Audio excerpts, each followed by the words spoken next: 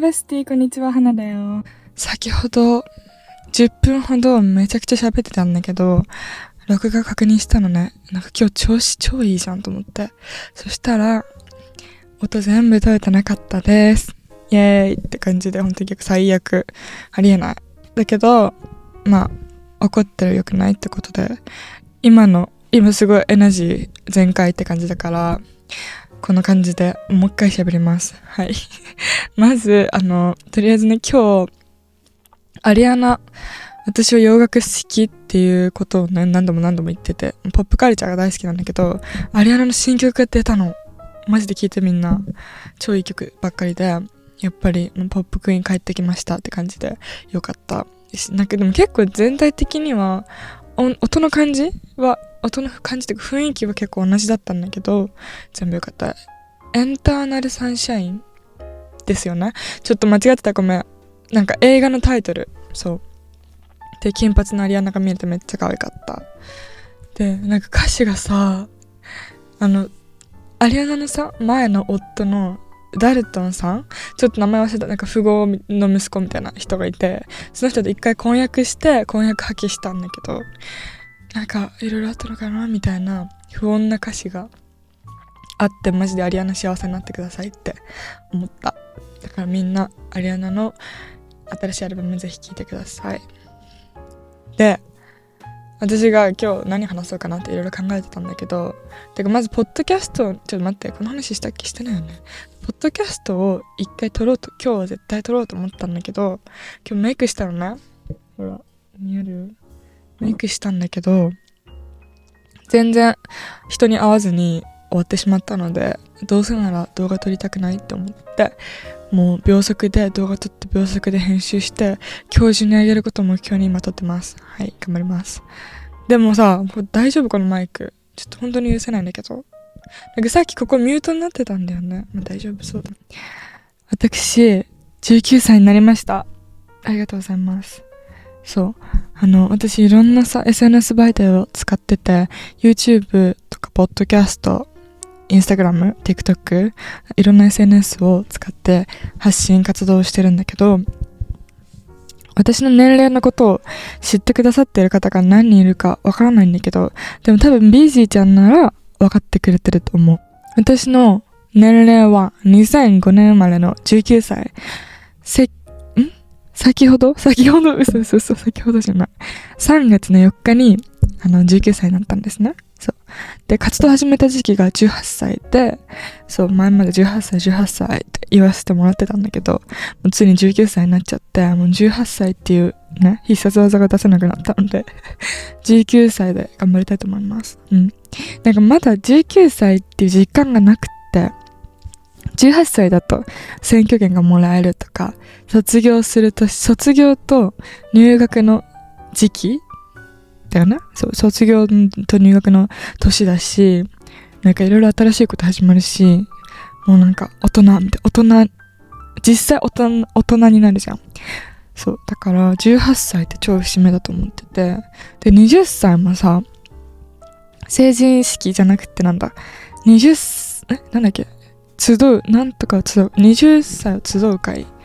なんだっけ、ちょっと名前忘れました。名前忘れたんだけど、なんとか集う会とかさ、成人式の20歳版みたいなやつとか、あとお酒とかタバコも飲めたり吸ったりできるようになって、20歳も相当大人って感じがするんだけど、19ってなんか微妙じゃない？わかる？ 19 歳の節目って感じがしなくて、なんかなんもないっていうか何がある19歳、まあ10代最後の年ではあるよね、やっぱり。うん。で、今このちょっと微妙な大人と子供の狭間みたいな19歳で、私は何をしようかなっていろいろ考えてたの、18歳の間。でもなんか最近超やる気なくって、ポッドキャストもそうだけど、私は今ね、イラストの新作を描いてて、ついに今日書き終わるかもと思って、まあ書き終わってないんだけど、そう、新作を書いてて、でもうすぐ終わりそう。てかもう多分今週中には絶対あげれるやつで、もうこれを YouTube にもしたいし、絶対みんなに届けたいコンテンツなんだけど、新作を書いてるんだけど、全然筆が進まない。本当に進まなくって、私は一応この全ての活動の軸としてイラストを一番の軸としてやってるんだけど、そのイラストの投稿が全く終わらないっていうか、もう本当になんかやる気がなくって、なんだろう、なんか天気も悪かったし、寒かったし、なんだろう、なんか私の中で波があるの。めちゃくちゃやる気あって、本当に1日8時間ずっと絵描いてますみたいな。1日8時間編集してますみたいな。もう超やる気がある人、なんかずっとネットフリックスを見てるみたいな日っていうか週みたいな。そうなんか月のなんかもう生理のあれみたいな感じで全然違うのね。で最近まで本当にもう底辺みたいな感じでずーっとネットフリックス見たり YouTube 見たりとかしてて、でなんかもう3日連続でトッポギ食べるみたいな意味わかんない生活してたの。そう待って、最近のおすすめのネットフリックスはブラックミラーです。ブラックミラー本当に絶対見てほしい。マジで超面白い。なんかさ、ちょっと全然変わるんだけど、ブラックミラーっていうネットフリックスオリジナル作品があって、これ1話で終わるの。めっちゃよくない？ 1 話で終わるし、1個が何分だっけ？ 40 分から80分っていう感じで、映画よりちょっと短いくらいの感じなの。で、全部 SF だよね。そう、SF で、なんか AI とかロボットとか、ちょっと近未来な感じ？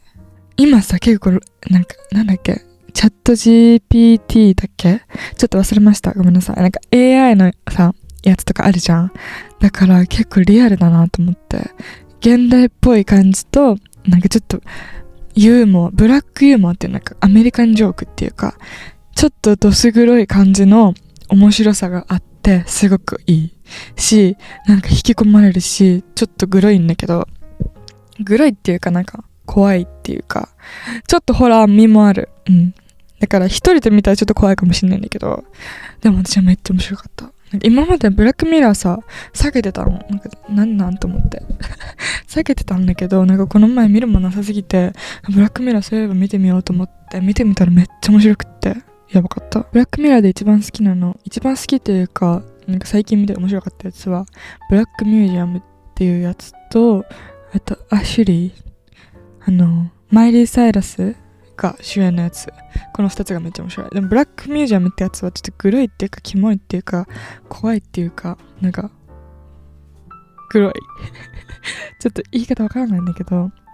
結構ね激しめなんですね。だからちょっと家族で見るのとかはちょっとやめた方がいいんだけど、一人で見たり友達と見たりする分にはめっちゃいいと思うからおすすめだし、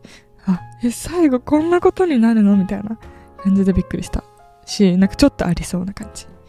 ありそうじゃないな。ありそうじゃないけど、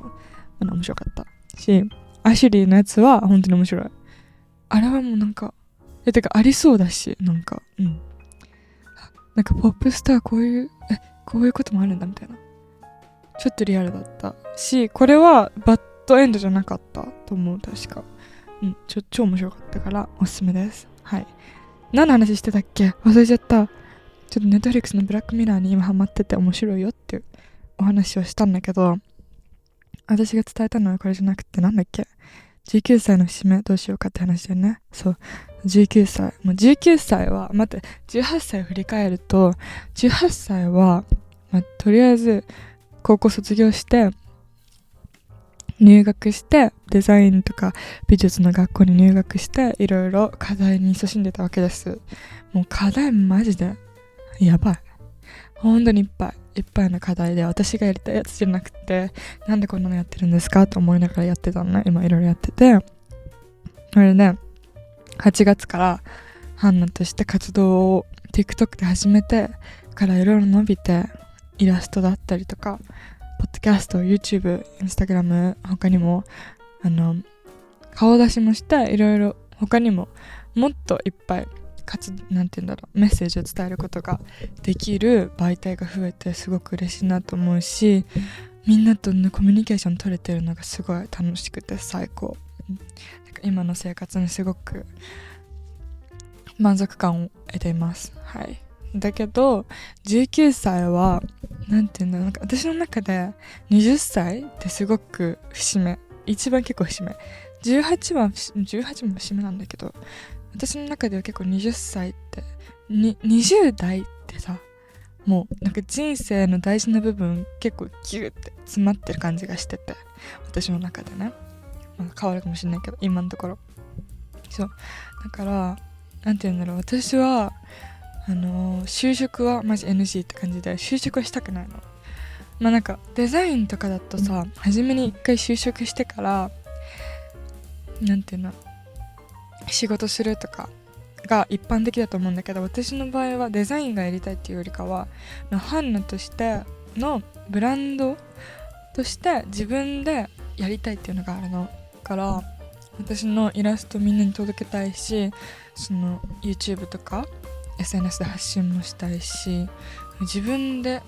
やりたいことだけをやってお金を稼ぎたいって思ってるから、やっぱりさ、その欲は追求したいじゃん。だから欲があるうちに追求しときたいなってずっと思ってるし、このエネルギーってやっぱりどこかで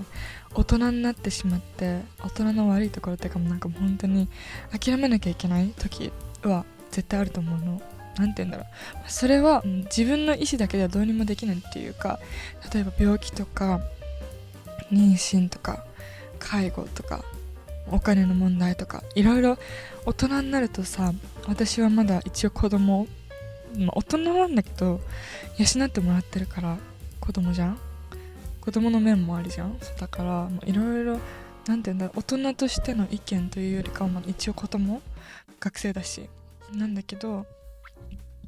大人になるとどうしても自分の意思だけではどうにもできないしがらみっていうものがあると思ってるから、今のところ私は超健康だし、養ってもらってるし、本当にありがとうございます。養ってもらわせてるし、住まわせてもらってるし、ご飯もありがたいことに作っていただけてる環境下にあるんですね。そう、こんな恵まれた環境を生かさないわけにはいかないと思って、今必死でやんないでいつやんのって感じで、私はもう10代のうちに構築していきたいと思ってるのね。そうだから19歳は頑張りたいなと思ってるんだよね。そう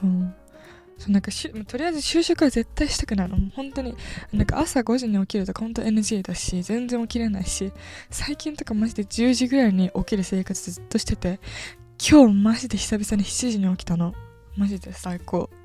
朝3時間もあんの何でもできんじゃんと思って。だからもうみんな早起きしてる子本当にマジでお疲れ様だし、超時間有効活用できてるから本当に尊敬した方がいい。てか自分を、誇りに思ってほしい。それで何の話してた？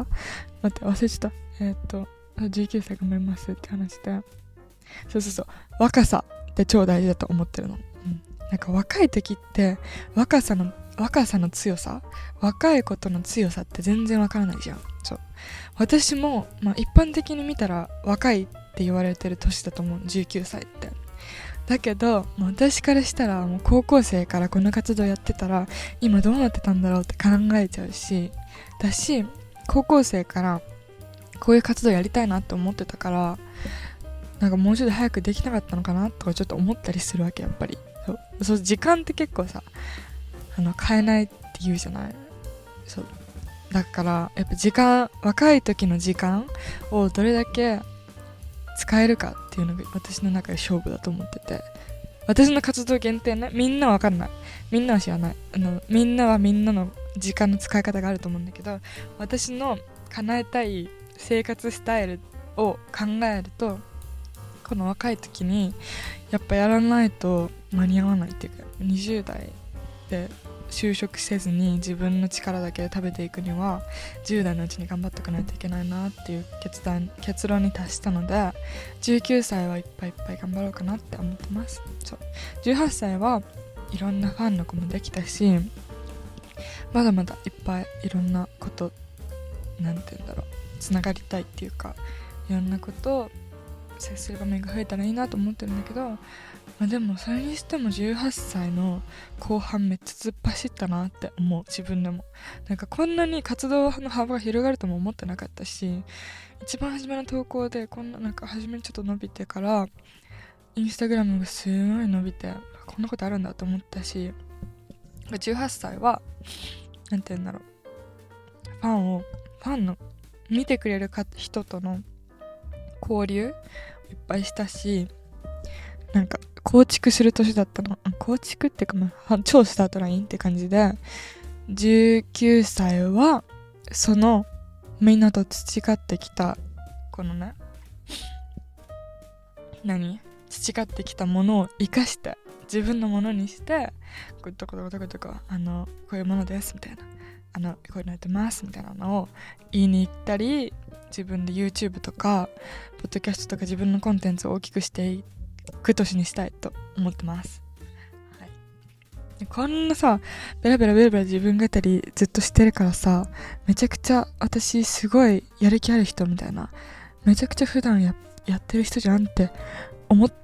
てたらさ、まあそのイメージが一番いいんですけど、でも全然そんなことなくって、1月初めの方全然やる気なかったって言ったじゃん。なんかね、初めの活動したての頃、本当にエネルギーやばくって、もう誰とも遊んでなかったし、その時遊んでなかったし、なんかもう自分のやりたいことが超明確にあって、もうなんかやりたいって感じだったから、なんて言うんだろう、もうなんかね、絵とか1日8時間とか普通に描いてたの。怖すぎ。もうその時のエナジーが欲しいっていう感じで、なんか最近分かったのが、映画見ながら絵描けないなって思ったなんか今までさ、なんかできてたんだけど、最近パソコンを前になんか流しながら絵描いてたの。最近ってか今までだけど、なんか最近はなんか選んじゃったり、しかも私洋画最近見てるからさ、字幕めっちゃ見て、なんか全然描けないみたいな、集中できないのがで失敗するっていう事件が結構起こったから、最近は音楽を聴きながら iPad だけでやるってなってる。当たり前かだけど私からしたら、なんかやる気で、パソコン前にやったらあんまやる気出ないなと思っちゃった。だから最近もそんな感じでやってるかな。でもね、最近ね、やる気取り戻したの、なぜか。やばい、ちょっとね、フィーバーって感じ。今結構いい感じなの。そう、なんかまずやりたいことがね、いろいろできたのと、絵の集中できる方法を見つけて、で新作がついに終わりそうで、また新しく書きたいこともできたし、なんか最近いい感じなんだよね。そうだからやっぱり落ちたら上がるよねってことで、前までめっちゃ落ちてたんだけど、最近上がってきてるから、やりたいことも増えたから、これからいろいろやりたいかなって思ってる。でそのやりたいことの一つとして、ここだけに言うんですけど、自分のブランド作りたいと思って。ブランドっていうのはなんかお洋服のブランドというわけでもなくって、なんか前までは自分の絵とか、なんていうの、なんかグッズみたいなやつ作りたいなってバーって考えてたんだけど、それをなんか企業に売り込むのもいいんだけど、それもやりたい、それもやるんだけど、でもなんか自分だけのなんか世界観のものができたら超いいなと思ってて、なんかどんな形になるかわかんないけど、でもなんかそういう自分の世界観を形にしたなんかコミュニティっていうか、ブランドっていうか、なんかわかる？ちょっと言いたいことが伝わればいいんだけど、ニュアンスで今言ってる、なんか何かがあればいいなって思ってるから、今それをどういう形にするか考えてる。でもなんかそういうのを考えるのがマジ大好きで、なんかもうコンセプト決まってんの。とりあえずコンセプトが決まってて、なんかとりあえずっていうか、日本とかさ、私の好きなカルチャー全部詰め込みたいんだけど、日本のやつも詰め込みたいし、私さ、2014年のタンブラーコアが大好きっていう話をここでしたか分かんないけど、いろんなとこでしてて、もう本当になんか私の中で2014年のタンブラーコアを日本で一番調べた自信があるんです、本当にこのことについてさ、多分ポッドキャストで話してないよね。私のキティバニーハンナっていうイラストのアカウントのサムネイルに2014年タンブラーって何っていうのがあるから、もし気になった方はぜひぜひぜひ見てほしい。本当に気合い入れて描いたやつだから、マジで情報めっちゃギューって詰め込まれてるし、絵も可愛いから本当に絶対来てほしいです。はい。2014年コアっていうのは、とりあえず私の好きな歌手がラーナ・デル・レイとか1975とか、なんかインディーズインディーズのちょっとロックみたいな、ロックじゃないな、インディーズとかなんか R&B でもないな、なんていうの、ちょっとわからない、インディーロック、インディーポップみたいな、なんかそうゆったりしたなんか悲しい感じの曲、ちょっとね言葉今語彙力足りてないんですけど、そういう感じの曲が好きなの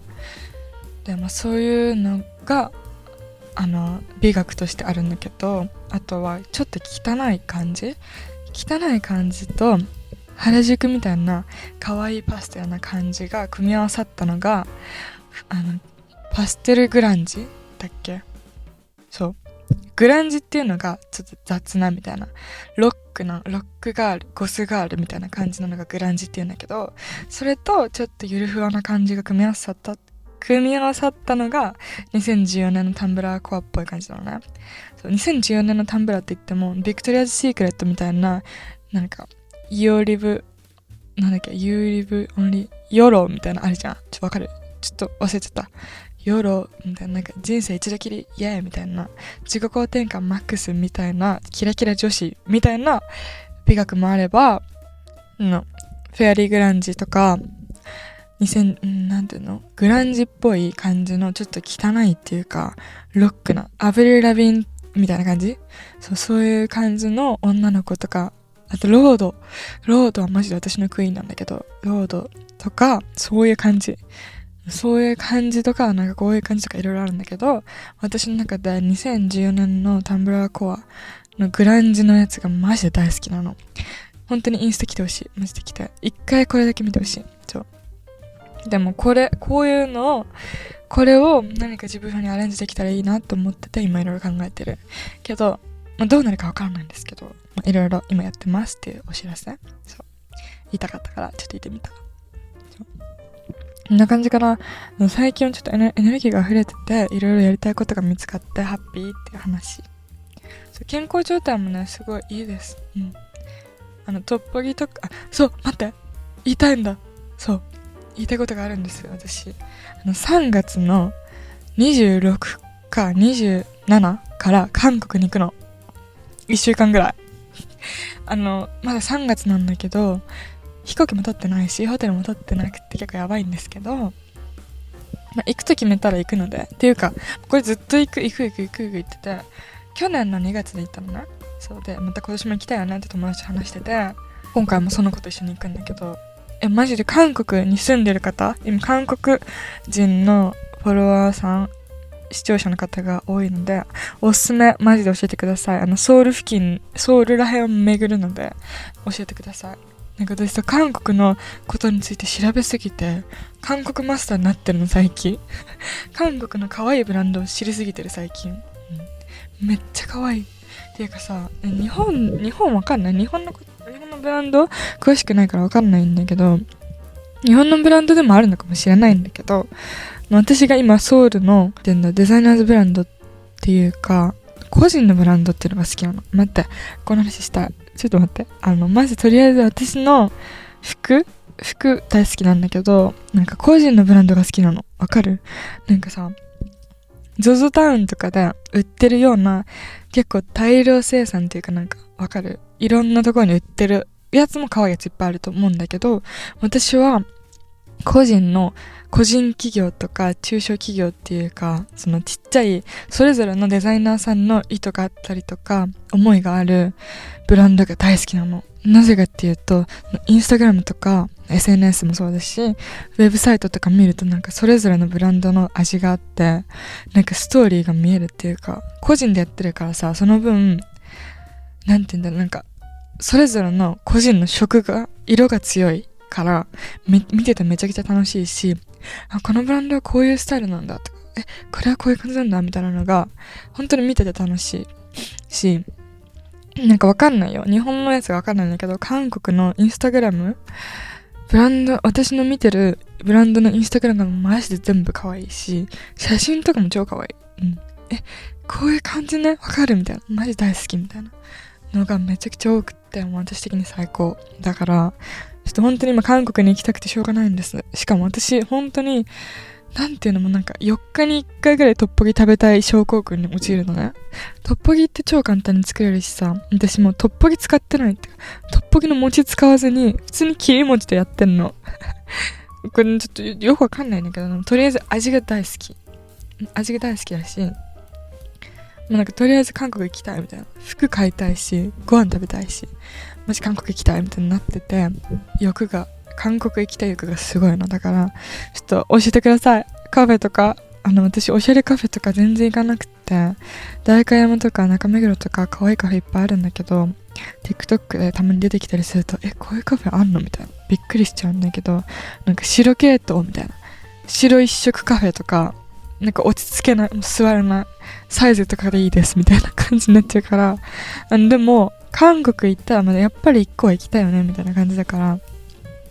カフェのおすすめとか、てか韓国のおすすめあったら、インスタグラムの DM でも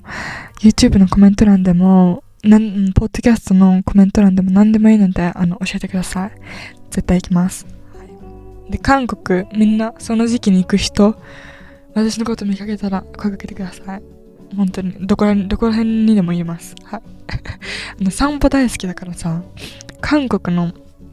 夜トンデムンとかさ、夜やばい、バッテリーが 10% しかな。夜さ、10% じゃなくて、夜歩けたりするじゃん。日本ってあんまそういうのないじゃん。だからトンデムの夜マジ楽しくって、散歩するの超大好きだから、やっぱ行きたい。最近のモチベーションはそれ。そうで、今いろいろやってます。なんかいろいろ話してしまったんですけど、大丈夫ですかこれ。わからない。なんか話したいことあったんだよ。ちょっとメモしたのよ、私ちゃんと。ちょっと一回見るね。メモしたんだけど、てかさ、全然関係ないんだけど、私さ、学校今春休みなんだけど、ロッカーにね、全部荷物置き弁っていうか全部置いてたので、絵の具とか課題とか平面構成の課題とか立体のなんか、ね、四角のやつとかね、いろいろ置いてたの。だけどこの前見たら、なんか3日前に来ないと全部処分するよみたいなこと言われてて、全然3日後に見て、私の高いアクリルのめちゃくちゃ頑張って揃えた絵の具とか全部捨てられたらしい。許せないよね、普通に。明日課題が明日までだから取り行かなきゃいけないから明日行くんだけど、ガチでどういうことみたいな感じで全然許せてません。はい。私と同じ学校の人いますか？気づいてないだけでいるかもしれない。もしかしたらあれ捨てられてるのわかんない。許せないんだけど、普通に1年生からさ、1年生とか1年間かけてさ、課題のめっちゃ高いの、画材とか超高いのにさ、許せないんだけど、普通に。まあ私が悪いんだけど、普通にね。私が悪いんだけど、でも画材とか全部込み込みでさ、絶対2、3万するよ。3、4万くらい。だって、デザイン学生、美術学生の方います？めっちゃ高いじゃん。毎授業紙とか買わされるの。画用紙でいいじゃん、みたいな。なんかボードみたいな。なんか、厚さ 0.5 センチのボードみたいなの毎回買わされて、超高いんだけど、全部捨てられたらしい。まあ、いっか。って感じで。それくらいですね。はい。ちょっと、はい。頑張って編集して今日あげます。今、21時30分。今から、超合意席でやるね。じゃあ、バイバイ。何喋ったか忘れました、全部。なんか、いい話できてたらいいな。なんかいろいろ飛び飛びになっちゃったけど。撮れてるよね。撮れてるといいな。じゃあ、バイバイ。19歳も頑張ります。よろしくお願いします。お願いします。バイバイ。みんな健康気をつけてね。なんか最近、てかなんか、今日雪降ってたし、なんなのみたいな。なんか、あったかくなったら雪降ってるの許せない。天気も許せない。みたいな。なんかみんな気をつけてね。風邪ひかないようにしよう。お疲れ様。本当にお疲れ様です。みんな頑張ってます。私も頑張ったし、私もお疲れ様だし、みんなもお疲れ様だし。なんかね、この前 DM で一人暮らしで寂しいけどポッドキャスト来て元気出してますって子がいたから、もう本当に抱きしめてあげたい。私が今すぐ行きたい。私もね、一人でやってるから大丈夫。みんな一人でも強く生きていきましょう。私全然一人だからね。だからみんなも大丈夫。頑張ろう。一緒に。じゃ、バイバイ。最近のおすすめのリップはこれです。これは、なんて書いてある？ちょっと読めない。カヤフィグみたいな。あれ。ロマンドのやつ。塗ります。可愛くないこれ。うん、めっちゃ可愛い。これね、なんか一本で使える。なんか、私めっちゃリップ持ち歩くんだけど、カバンの中でゴソゴソやって、これマットリップみたいな、これグロスみたいなめんどくさくって、なんか一個使えるやつ欲しいなと思って、ヘラのやつめっちゃ良かったんだけど、なくなっちゃったから、韓国行ったら買い足そうと思ったんだけど、とりあえず、これ、めちゃくちゃテクスチャが可愛いのと、色が可愛いのと、匂いがめっちゃいいからおすすめです。で、これは、このヘンリーネックのトップスはギャップで買いました。なんかギャップ30%オフずっとしてるからおすすめ。バイバーイ。